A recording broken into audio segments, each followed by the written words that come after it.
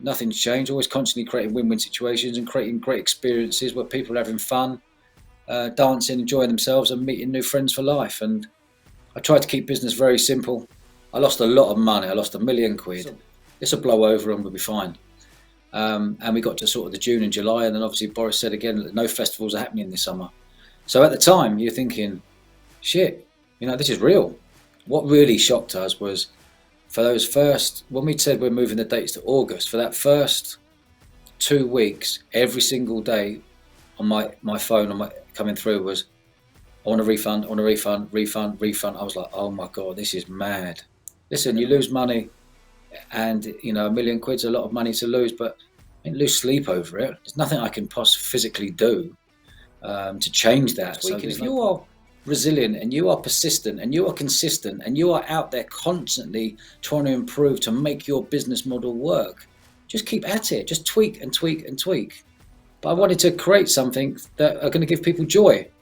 And I've, for the last 25 years, I put smiles on people's faces and got paid to do it. No one teaches us business.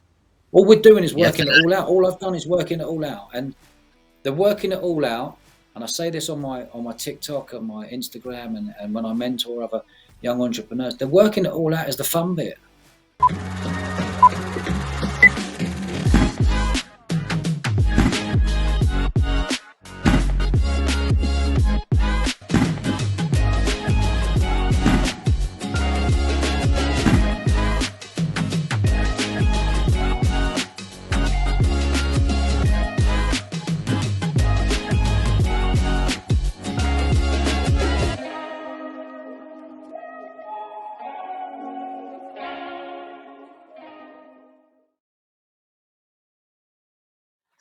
How you doing? Yeah, good, thanks. You? Very well, mate. Very well. Welcome. Episode 4 of the 24-hour podcast. Lovely. Delighted to be welcomed by the man, Bournemouth Sevens festival owner, Eventful Entrepreneur Podcast host, co-host with the Harry Redknapp Podcast, founder of Event Crowd, Roger Woodall. How are you doing, mate? I'm very good, buddy. How are you? Mate, really good. It's great to have you on. I'm really pleased. Thanks for joining me today, mate. It's my pleasure. It's my pleasure. It's a great cause. Listen, we're gonna delve straight in. Tell the listeners a little bit about your story and your career. Cool, Jesus Christ! Straight off the bat, Jump in, mate. Put me on the spot. I thought it was my story. Grew up in pubs, living in London as a young kid. Started earning money as an entrepreneur, buying and selling. Started selling tickets to the nightclub next door to our pub in London, earning as a 10-year-old earning £20 every Saturday night. My tickets got people queue jump into the club next door. I'd buy them for £1, sell them for £2. I'd earn my £1 and I'd get £20 at the end of the night. And did that every Saturday. And it was a very different upbringing compared to most. But it was an upbringing that I certainly wouldn't change for the world, and it taught me lots and lots of things and how to read people, and you sense what was going on in a room. You saw people wheeling and dealing and earning money, and from a young age that was sort of instilled in me, really, and that's kind of grown into throwing parties for a living for the last 25 years, and lots of other businesses, and then obviously now I had 12 nightclubs every week all around the UK.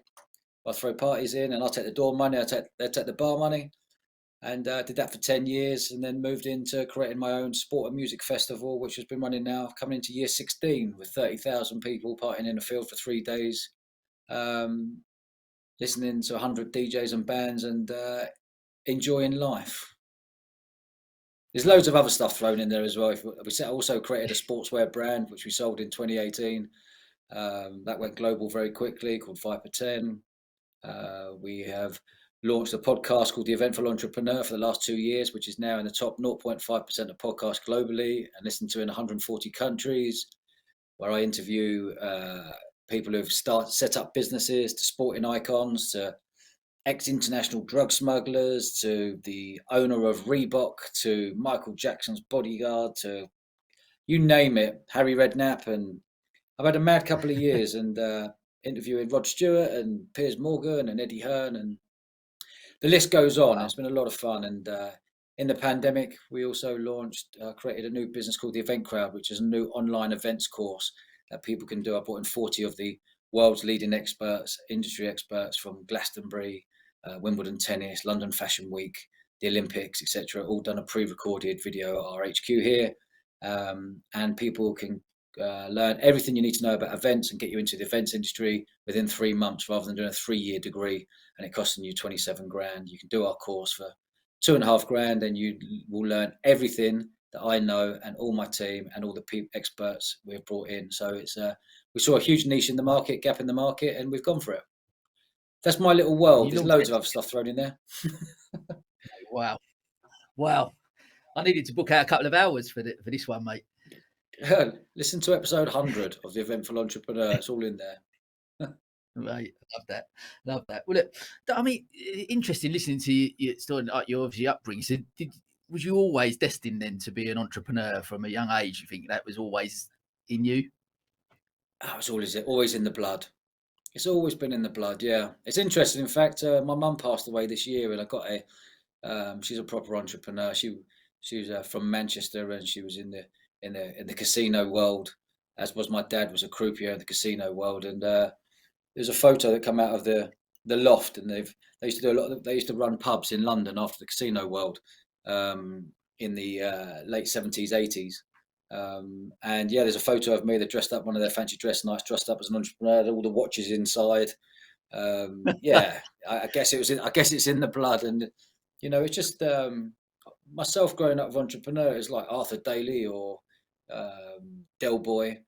And you had no real sort of mentors out there and stuff. Then it turned into Richard Branson in the 90s and what have you. And now entrepreneurs like the coolest thing in the world. And I've always been an entrepreneur. I've never worked for anyone, never had a job. I've just created my own businesses. And, I learned from a very young age, to create win-win situations. And that's taken me to the stage I'm at now in my 40s, and nothing's changed. Always constantly creating win-win situations and creating great experiences where people are having fun, dancing, enjoying themselves, and meeting new friends for life. And I try to keep business very simple, and I have done over the years. And I'm very lucky to have a wonderful team around me who are a lot better than I am. But, there's a lot of leaders in the world. There's also a lot of soldiers in the world, and I was definitely a leader from a young age. And that's and obviously with my sporting background, it's really helped me in business over the years. I was going to say, obviously, rugby was your sport, wasn't it? And what I guess what things have you taken from sport and playing rugby at the level you did into the business world as well? I suppose leadership, and bringing people on your journey, leading from the front, empowering your teammates. I can't hear you. Sorry. Was you a leader on the rugby pitch? Was you a leader on the rugby pitch as well? 100%. Yeah, 100%. Always going through the ranks as a kid and up to school level, up to uni, and up to Leicester Tigers and everything else. There was always like the captains growing up, and you led from the front. I was a leader of people, and I enjoyed that. I really did enjoy that. It's just carried on in business life, and yeah, it's been an interesting three odd decades. Yeah, mate, it's an amazing story. I'm really keen to, obviously, being involved in the events industry as you have done and running, Bournemouth Sevens. Talk to me about March 2020, global pandemic. What's your mindset around that point? Running events, couldn't go ahead, and tell me about your mindset around that point. I loved it. Really weird. Really? This is really weird to sound, right? I lost a lot of money. I lost £1 million. In March 20, it was the 23rd of March, 2020. I don't watch the news. I don't watch telly. It's not my thing. But my wife said, "You've got to come and listen to this." Boris spoke on the 23rd of March, and he said, "There's a pandemic on its way. COVID, Corona. I haven't heard of any. I didn't know what a pandemic was." So straight onto Google to find out what it was all about. And I genuinely thought, it'll be gone in 3 months. They're talking about this flu come over us. It'd be fine in 3 months. But you got to remember, we'd sold out 30,000 tickets to our festival. Our festival is always the last bank holiday in May.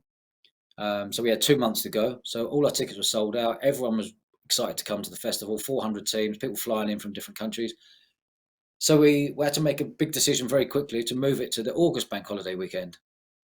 I thought, there's plenty of time. This'll blow over and we'll be fine. And we got to sort of the June and July, and then obviously Boris said again that no festivals are happening this summer. So at the time, you're thinking, shit, this is real. First of all, you go, well, to move the date of a festival is not easy, by the way. To move the date, people have bought 30,000 tickets. You've got to speak to all your customers and let them know you're moving to August. You've got to speak to the venue. You've got to speak to all your contractors. We have 1,000 staff working each day on the festival. We have a team of 10 full-time staff working throughout the year. So there was lots of bills to pay, and the whole industry was wonderful because they moved with us to the August bank holiday. We spoke to the police, licensing council, and being an entrepreneurial company, we have a real quick turnaround. If you're a corporate company like the QE2 taking 3 miles to turn around, we're like a speedboat. We can turn quickly and make things happen, and that's how I like it. And we moved quickly.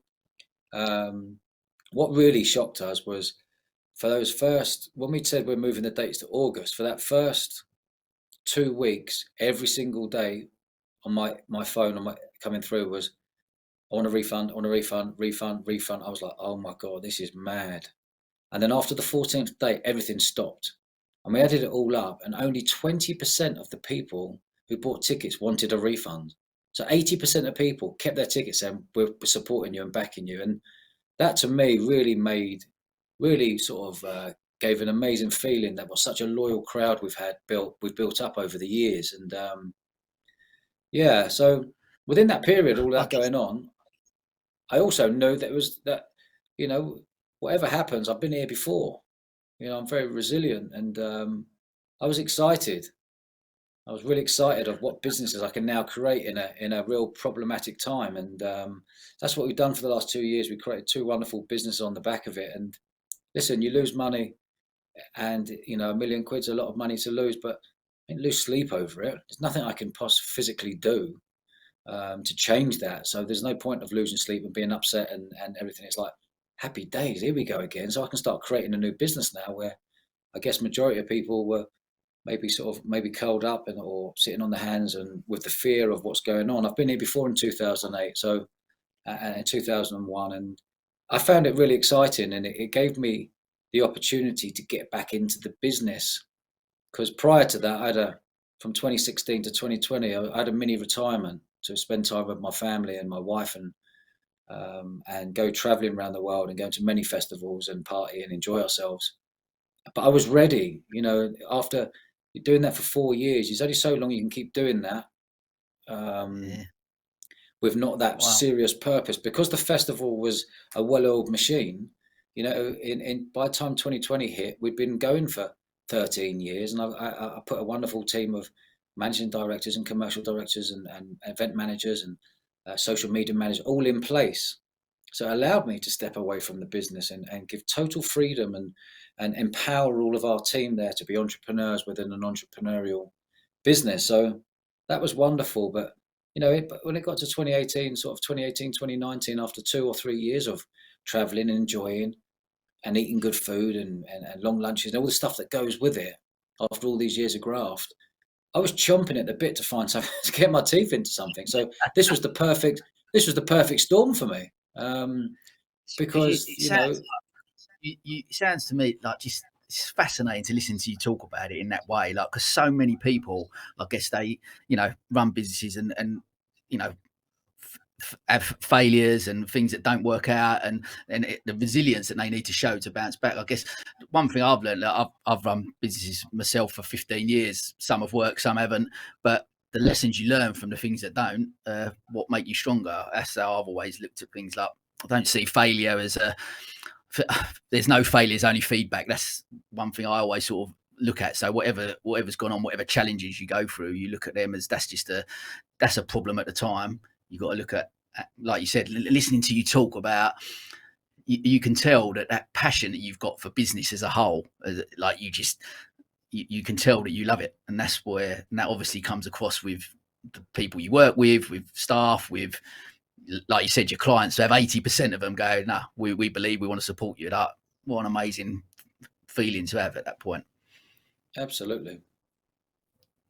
That's and I'm keen, because obviously then you talk about, I guess you're talking about, the challenges that you face over the years. What your relationship with failure, or relationship with things not working out, you just don't seem to have any fear of it.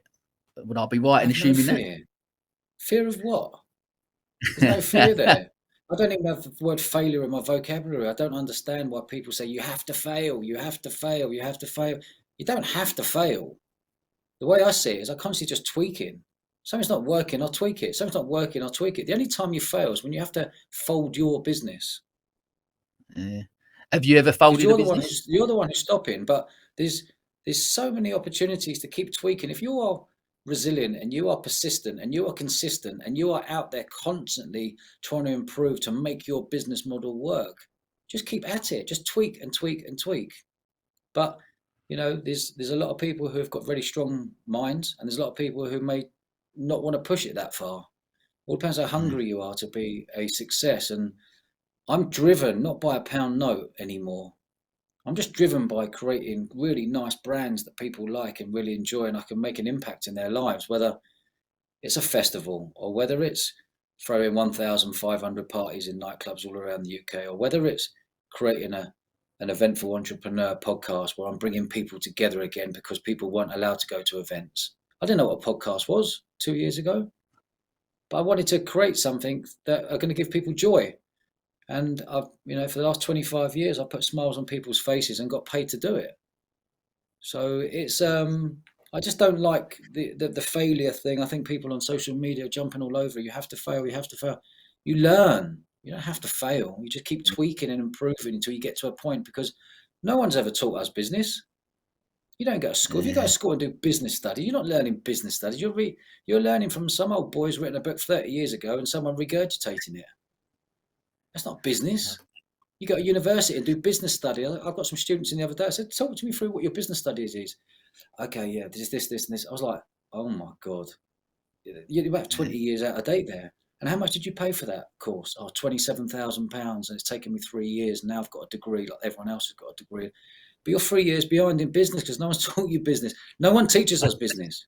All we're doing is working it all out. All I've done is working it all out. And the working it all out, and I say this on my TikTok and my Instagram, and when I mentor other young entrepreneurs, the working it all out is the fun bit.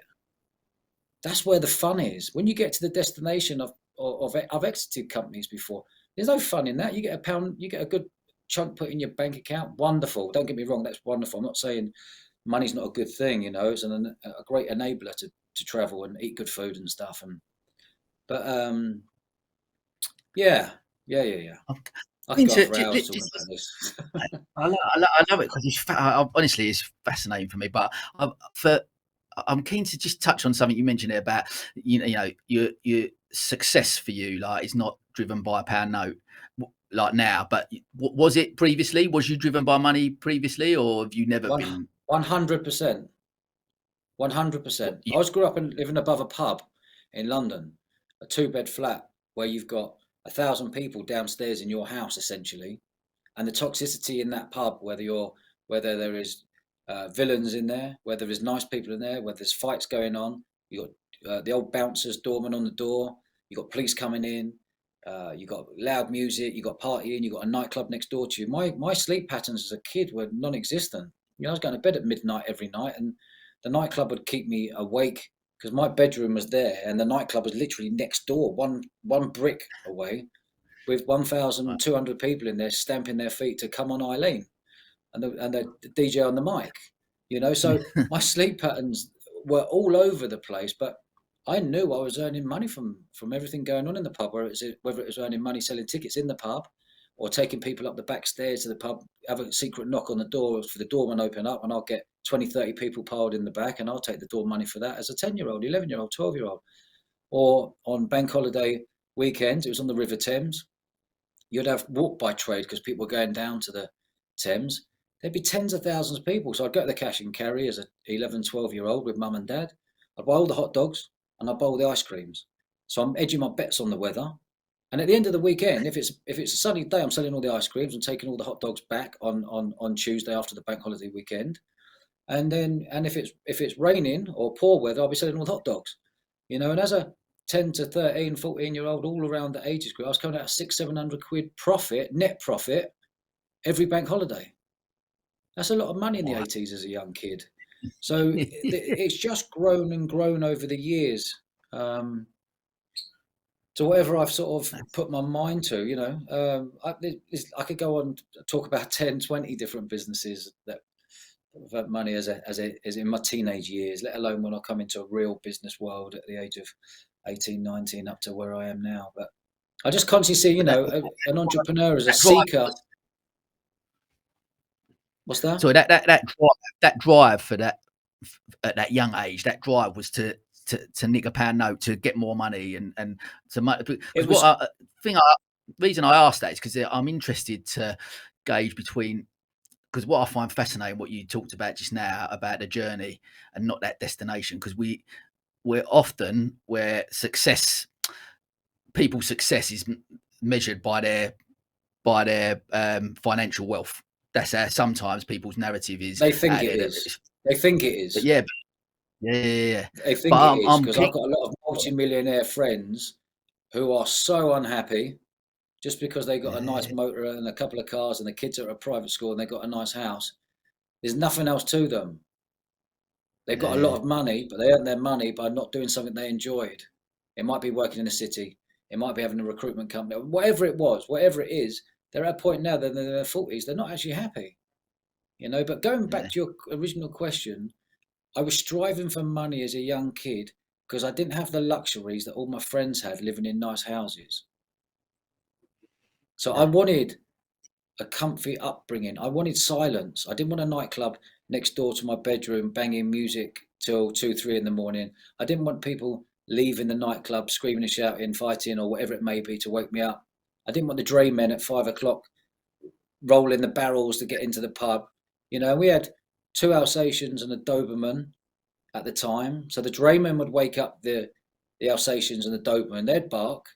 Up in our flat above the pub, we had a cockatoo called Bubbles, because we're all West Ham fans. The cockatoo woke up our pet monkey.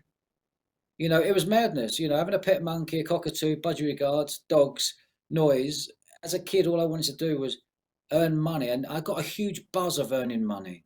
I got a huge buzz of not having to ask my old man or mum for any money, because I was earning my own money, and it was sometimes more than they were earning at a very young age. So I was always going to friends' houses, and I would see their mum and dad cooking together, cuddling and kissing, and they'd all have dinner together over the table. And I always remember like beautiful thick carpet under my feet when I went to their houses. And when I went to bed at night at their house on sleepovers, it'd be silent, it'd be quiet. I was like, oh my God, this is amazing. Then I'd go back to the pub and it'd be madness, but I loved it as well. I loved the madness because I was hanging around, a young kid, hanging around on the door with all the doormen. Them all wheeling, dealing, earning money. I saw things kids should definitely not see. I saw a lot of happiness. I also saw a lot of violence as a kid, with people being thrown out the pub and fights happening, etc. But I absolutely loved it. But in the back of my mind, I just wanted to earn money because I enjoyed the buzz of it and I was good at it. That I then wanted to dream about owning my own home, my own house with silence, with a nice wife that I can cook and have all those lovely comforts that we didn't have by living in a 2-bed flat above a pub next to a nightclub. That's essentially is the answer. That was your driver. That was your driver then. That's what's interesting. That was your driver, and that you then, again, it's a lot of back to that thing I sort of mentioned about where life, especially as an entrepreneur, and what taking something you mentioned a little while back about got to enjoy that journey, got to be enjoying what you're doing, whatever businesses you run. Similar, I run 2 or 3 different businesses, obviously got the podcast and other bits, but each one I bring people together. I enjoy it, and you enjoy what you do. You enjoy that journey, and of course, like you said, that financial gain at some point, if you make money and you're able to maybe take some time out like you did, and great, you get to that thing, but you're never going to change. If you've got that inbred inside you, you've got to have that purpose, haven't you? You still want to be doing stuff, and you still want to have that mindset to go out. And are you ever going to switch off? Are you ever going to get to a point you go, I'm not going to do that anymore. Never going to nick a bad note. No, never. Exactly. To the moment I die, because I enjoy the game. It's one big game. I think people see it as a game. Pressure. I see it as a massive game, but there's too much pressure on this word business. No one's been taught business. They just see it on telly and they go, "Oh, that's how business people should be." I don't wear a suit. I go to every meeting in a pair of jeans and trainers, whether I'm doing a 100 grand deal or selling a business or doing a 10 grand deal. I don't use a computer. I use my mobile. From a very young age, I was drilled into my head from my mum, everyone you meet is a contact. I was drilled at a young age to earn a pound note and make sure you create win-win situations in everything you do, that they're happy with a smile on the face and you're happy and everyone's winning. And all I've done is brought that into adulthood. And the very simple things about looking people in the eye and shaking their hand and doing deals. I've got contracts I've got for 10, 15 years I've been doing that on a handshake. A handshake, look me in the eyes, we're doing a deal, let's go again. Listen, there are contracts that have been signed. Don't get me wrong, they have to be in the business we're in. There's big money flying around in the deals that are being done. But I do everything on a handshake. It's really important to me that these old school traits and everything that I've been brought up with, a very strong dad, who's my best pal, and a very strong mum. And they're the ones who give me the freedom as a young kid.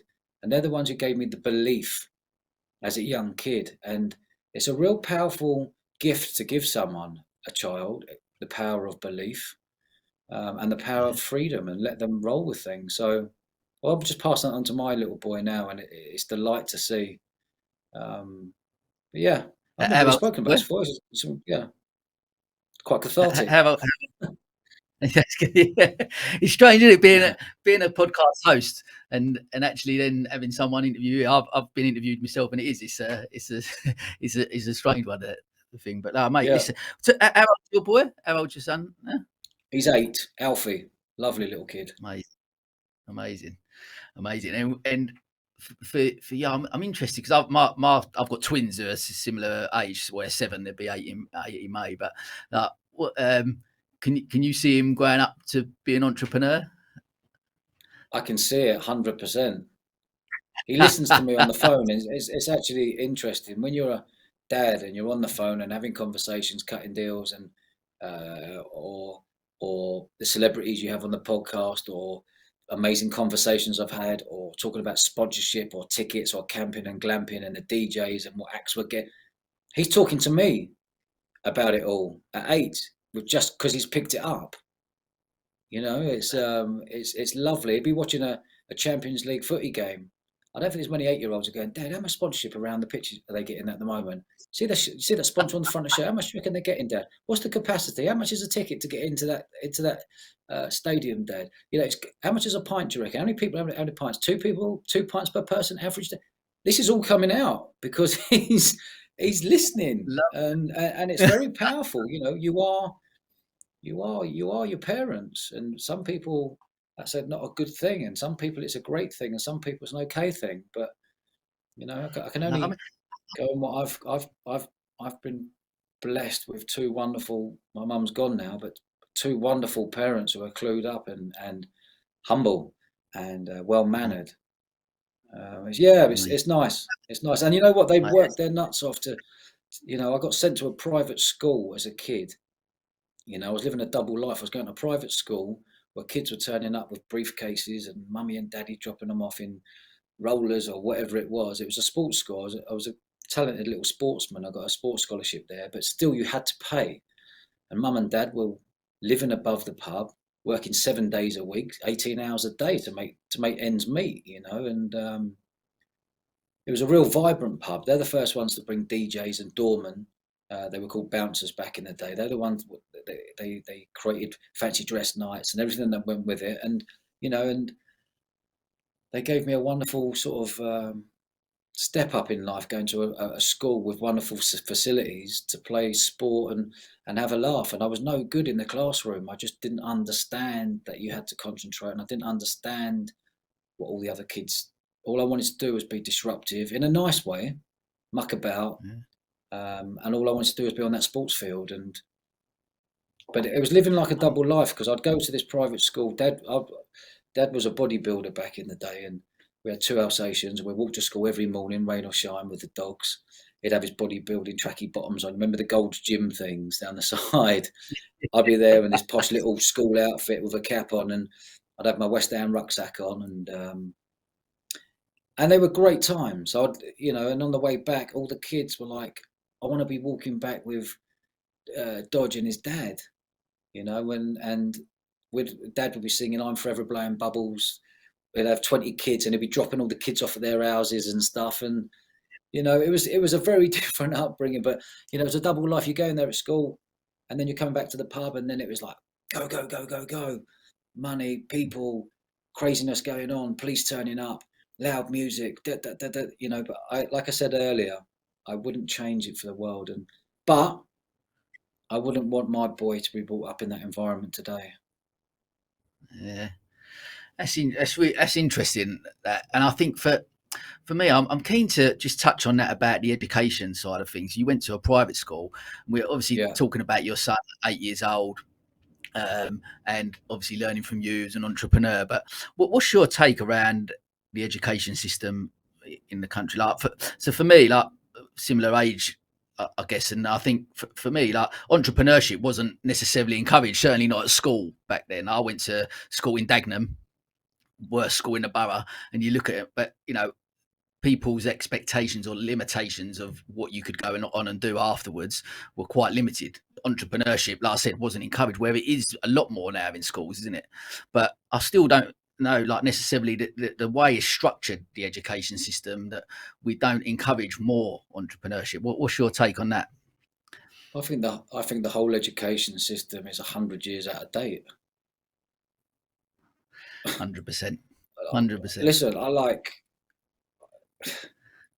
nothing teaches you in the education system to be in the big wide world, to know about mortgages, about paying your tax, about paying your bills, about God, the list can go on and on and on, about business, about life skill. Nothing's teaching you there. Very little. There's probably someone might pick me up on this. There might be a small amount, but it's a shame. It's a shame. There's a whole episode on this, but it's and the same as universities as well. Listen, if you're going to you want to become a lawyer or a dentist or a doctor or a vet, I understand that university is for you, but there's 3,000 ologies out there that kids are just going, "Oh, I'll just do that. I'll just do a history degree because I did an A-level in history." You come out of there, 92% of them are never going to use that degree again with history. They'll go into a completely different occupation. So I think a lot of it's really, really out of date. And that's why we created this online events course, because we're teaching you skills that can be transferable in any business. And it's a really powerful course.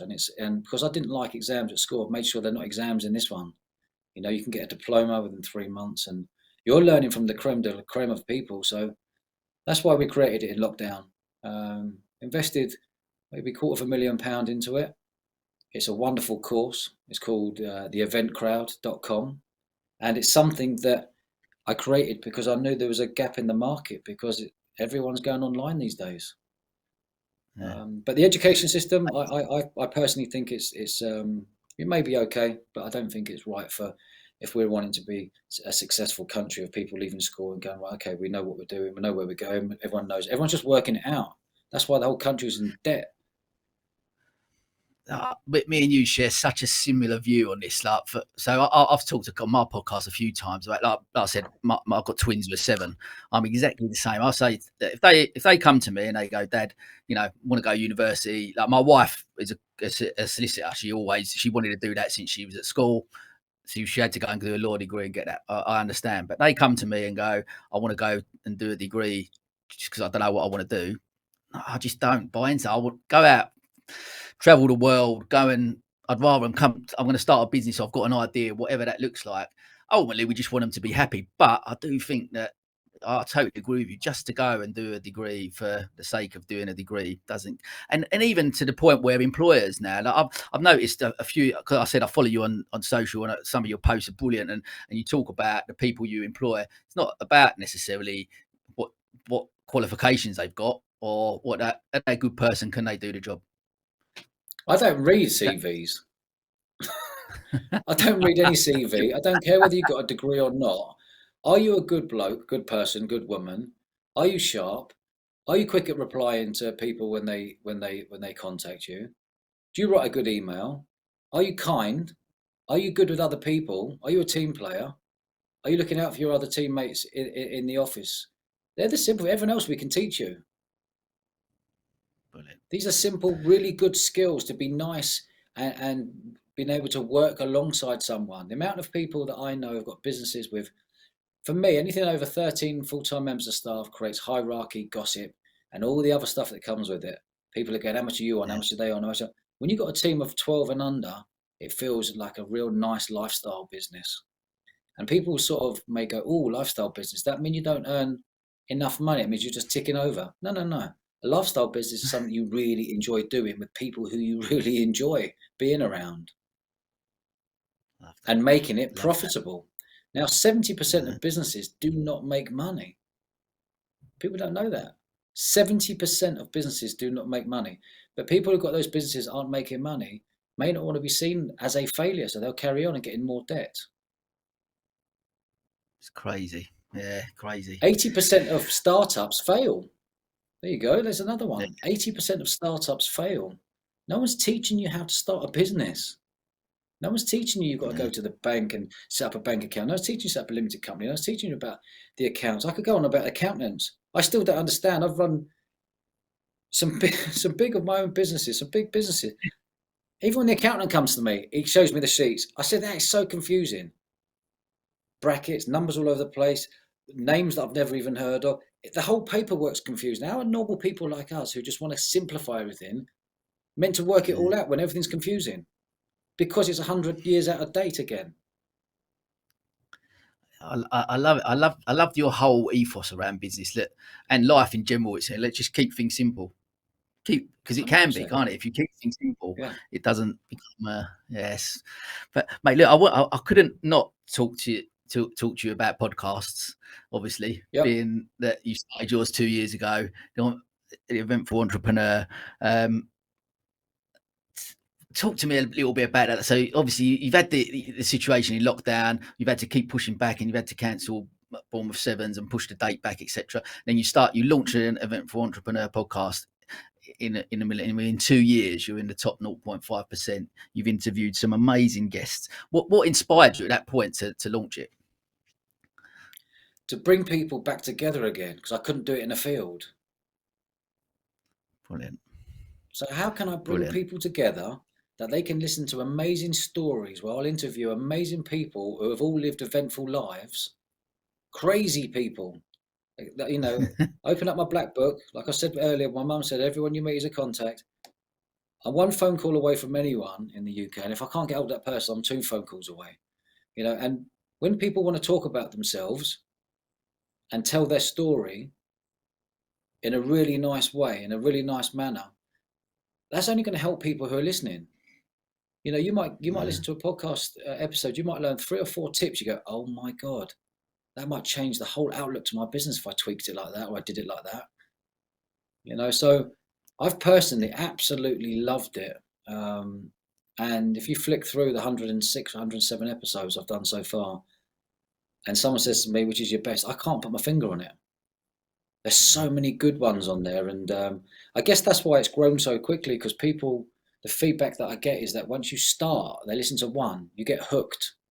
You go, oh God, I really enjoyed that style. Because I let people speak.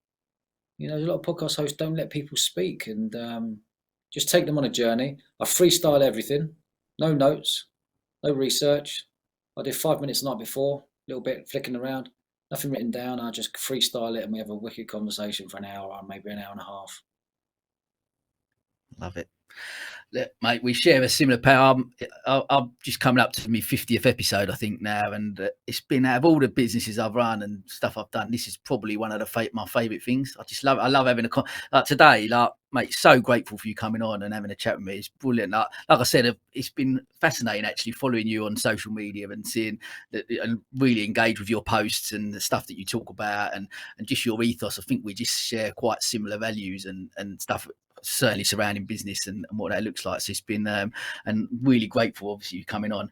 I want to before we go into our quick fire questions, I just tell me what the future holds for Roger Woodall. Roger Woodall, God, I've been called that in years. And I call you Dodge. Mate, everyone knows me as Dodge. We've just launched. We've got coming into year 16 of the festival. We've got. I've been 6 months now trading with the Event Crowd, which is the online events course, which is going extremely well.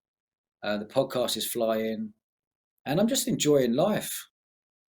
I'm literally just enjoying life. As you get older, you just get more and more grateful for things, and even from a kid, I'm very lucky to have nice stuff in life. I'm not into fast cars. I'm not into watches. I like nice holidays. I like a nice comfy home, quiet, calm home. Enjoying being with my missus. Love the bits. Been with her 19 years. Got a lovely little boy, and I've got this unbelievable team of 12 people in our headquarters here. And everyone really enjoys what they do, and everyone's kind, and it's working. So I'll never sit on my hands. When you've got a well-oiled machine like Bournemouth Sevens Festival, I'll never sit on my hands, go, it's going to work again, because you don't know what's around the corner. Like my mum always said, 11 minutes, 11 hours, 11 days, 11 months, you do not know what is around the corner. So make sure you actually really do enjoy the day. And it's quite a cliche thing. People go, oh, live in the present, actually just enjoy the day. Enjoy your food, enjoy the trees around you and people around you, and don't get aggy or aggro if someone cuts you up, and just be nice. And, the world is in a very different place now than it was even 3-4 years ago. But I think the reason why I don't watch the news is because of the fear factor. Everyone's being drilled in this country of fear, fear, fear. I don't have any fear. Don't want to watch the news, because when I did watch it, it would be 10 negative things, and then they would show you the football goals. I'm like, this is odd. Yeah, I just try to see. I've always have done, keep everything simple, and just keep fit enough. I love smashing the gym. Yeah, so refreshing to hear though, like that outlook on it, and especially regarding the news and stuff like that, because there's a lot of negativity, even social media and stuff. There can be a lot of negativity around, and like it's not what you want to. It's not what the people. I'm the same with people. Like you want to surround yourself with positive people, and because positivity breeds as much as negativity. You want to surround yourself with positive people. I've always been an optimist. I guess things are always going to be all right. Whatever's going on, what's the worst that can happen? everything falls into place. Everything falls into Yeah. place. I just think there's a nation of people who like to magnify problems. If you wake up and you think of a negative thought or 2 negative thoughts, your day's going to be neg. So it's about understanding your subconscious mind. If your subconscious mind realizes, your subconscious mind is thinking about something negative, it's like, okay, let's flip to something really happy and positive, which may be thinking about your mum and your dad, or thinking about what you're doing this evening, or thinking about a wicked holiday you just come off the back, or making a nice phone call with someone you haven't spoken to for ages, because you do everything on WhatsApp or text, or you don't even communicate with them anymore because you see everything on Facebook and Instagram. Pick up the phone and have a conversation, because conversations are wonderful. And I can vouch for that, because I've met 107 plus the Harry Redknapp Show. So I've had like 120 odd conversations with people in the last 2 years, where I've sat with the headphones on for an hour and a half with new people who I've become friends with. And it's so refreshing to give people your time and have a proper laugh at whatever you're doing. And the thing now, if I'm at home, I go, right, I'm going to flick through my phone. God, I haven't spoken to him for, God, Jesus, about 9 years. And it's so good for the soul. It really is. I love that. Love that, mate. Listen, we're gonna finish up. We've got some quick fire questions I've got for you. So, what one piece of advice would you give to your 18-year-old self? 18-year-old self. Think big. If you've got an idea, follow through and go and do it. Brilliant. Brilliant. Who has been the biggest inspiration throughout your life, and why? My mum and my dad. My mum has got me the entrepreneurial spirit. My dad is an absolute rock, my best mate. And they both give me belief in being able to do whatever I want to do, and believe in yourself. And I can't stress that enough, how powerful being given belief as a young kid is, and how it is for me as an adult now. Amazing. Love that. Could you recommend a book or a podcast for our listeners that has had an impact on you, other than your brilliant podcast, of course? Well, I don't read books, and podcast wise, I've got a friend called James Sinclair, and he's got a podcast called The Business Broadcast, and he is one of the best entrepreneurs in the country, in my opinion. And he's a wonderful guy, and he's created unbelievable businesses. He's a £20 million business. He's got a number of businesses, from farms to kids' playthings. He's done everything, and he's a proper character. And yeah, I would go and have a listen to some of his stuff. He speaks real sense on the business level and entrepreneurial level. So yeah, that's James. Love that. And finally, what is your one rule for living a fulfilled life? Being happy. Happiness. Just happiness. Actually, break it all down. Are you happy today? Because nothing else really matters. How much money you got in the bank, or how much money you take the grave of your cars, and it's just happiness. What does happiness mean to you? If I said to you, what does happiness mean to you? Seeing you having this conversation, mate, that's for me. It's all about it. I love it. People, being around great people. People don't know. People don't know. You ask that to my mates. Are you happy? Oh shit, where's that come from, Dodge? No, ask you a question. Are you happy? People have got to really think. Yeah, love that, mate. Listen, what an absolutely brilliant conversation, and so much great stuff that's come out, and I'm sure loads of listeners and certainly me on a personal level actually learning so much from it. So I'm just genuinely grateful for your support and jumping on this with me today and having a chat. And listen, I wish you continued success. I'll keep following you and keep being inspired by the stuff that you're doing. And listen, really grateful for your time, mate. Thanks ever so much. It's my pleasure. Just before I go there, we just launched Dodge Woodall. You can get me on all different socials, but check out Dodge Woodall on TikTok. I never thought in the life of me I'd be on TikTok. My team have got me on TikTok, and take a look. There's some good stuff on there. Mate, on the podcast. Ledge. I certainly will. I'll subscribe, mate. Legend. Thank you so much for your time, mate. I wish you all the best. You're a gentleman. Yeah, genuinely grateful. Thank you. Have a lovely day. Be happy. Take care. Thank you. All the best.